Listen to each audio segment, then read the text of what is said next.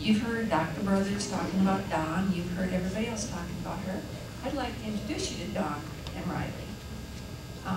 Riley was the first child to have this treatment for optic nerve hyperplasia, and Riley has had good results. And because of Riley, my grandson, the second child to have this, has had good results. I'm going to let you talk with Dawn.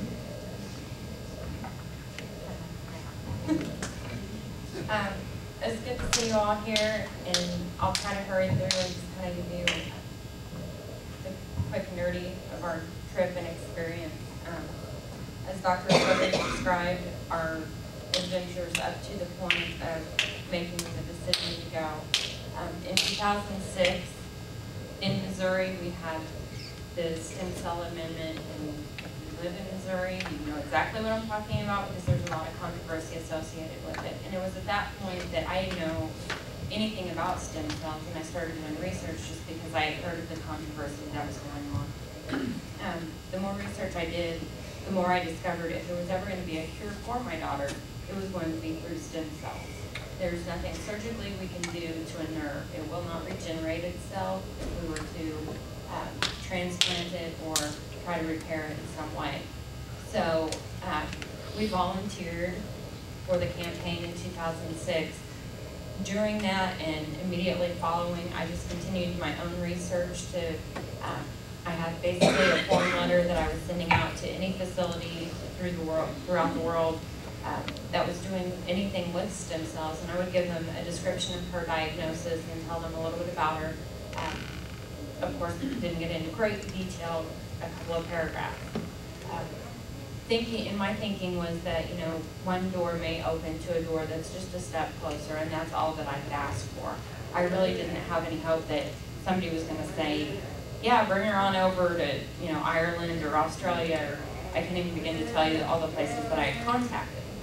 When we did get a letter back from Baker, what I had asked them was if they felt, I knew there was nothing that had ever been done for that diagnosis, but if you felt there was enough of a chance to see any kind of a significant improvement, would you please let me know that? And they said that they agreed they had not done it before. There was no record of it ever being done for optic nerve hypoplasia, but they felt there was enough of a chance to see improvement. Big thing for me, I'm a Missouri girl, show me state, do not give me false hope. That was a big thing that I told Brad. I said, you know, it works for us, but I'm not going to tell you it's going to work for Ray. I will not promise anyone anything, but I can tell you from a mom's perspective exactly what our experience was. I got the, I guess, approval that, you know, they were willing to try it. We took 2 weeks. I took 2 weeks and prayed ceaselessly because I knew that I had to be at peace with it before I could take it to any of my family or friends. I had to know my facts. I had to get all my eggs together, talk to Dr. Brothers, and told him that I was looking for someone who would be by our side and be willing to look for improvements, not looking to prove us wrong.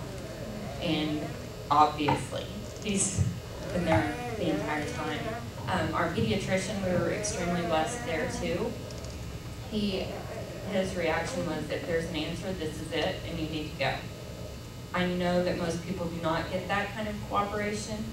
However, those were the doors that God had opened for us to do it, to be the first ones, to have her out there as the little pioneer forward.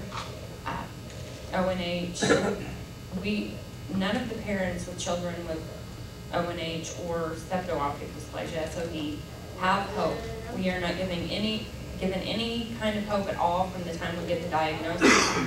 The eye doctors typically will stop seeing the children, the pediatric ophthalmologists, because there's nothing they can do, and they will just have you follow up with an optometrist yearly or every couple of years just for the health of the eye. So we really didn't have anyone that was following us, anyone to report to, so that's why we had called Dr. Brothers. We had been going to him, and just for the general health of our eye, obviously we weren't going to see any improvements. We didn't have light perception. So after our 2 weeks of prayer, it was January 1st of 2007 is when we actually kicked off our fundraising and let all of our families know about it.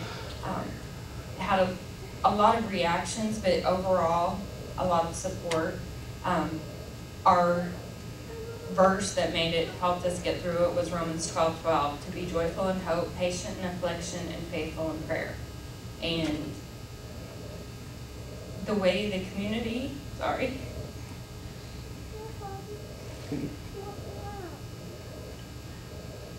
the support of our community is what pulled us through.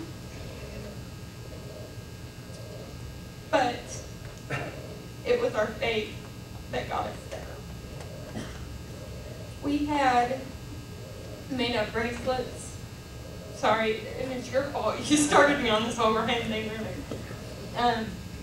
We had made bracelets for our fundraising, and they said, help Riley see a brighter future. And had her website. And I probably still have 1,000 of them, but my confirmation that we had done the right thing happened in China. I believe it was after her second transplant. There was a sign on the wall, and it had different things about the hospital.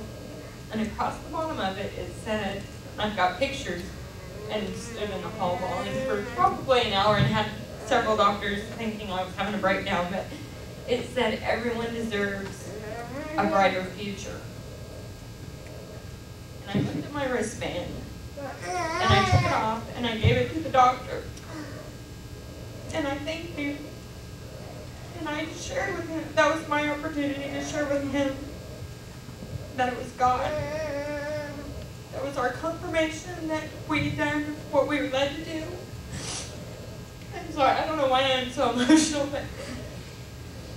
And I could never, ever take credit for it. I sent the email, but I was led to the website. I physically did the fundraising, but people were put in our paths. And there's never been a time that I've turned down a person who has called. I may have to call them back. They may have to give me a couple of calls and messages because I am busy doing many other things, and I have 3 children. I have 5 now. But so we're busy, but there's never a time that I wouldn't talk to a family. And I've, at this point, talked to probably close to 2,000 families that have seen her website, and that have read AP articles, that have seen news stories. We've done articles for international magazines. The National Enquirer, which was horribly scary to do a story for them and think that it was going to come out anywhere close to accurate.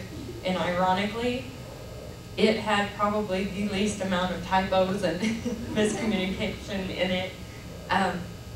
But through all of those things, we've been able to offer hope to other families. And that is something that, it's a MasterCard moment. That is priceless. There's nothing I would do differently. And at this point, my career is working for the Missouri Coalition for Life-Saving Cures, and I advocate for all types of stem cell research. It's still controversial here. The Stem Cells China, BECA, does not use embryonic stem cells, and that's great, but they would not be treating optic nerve hypoplasia patients either had they not tried it once. And as far as I'm concerned, having been a parent of a child with no cure or no treatment, you have to continue. Until we have a cure or treatment for every illness and disease, we have got to continue the research. If it leads us nowhere, then we stop and we look for a different direction.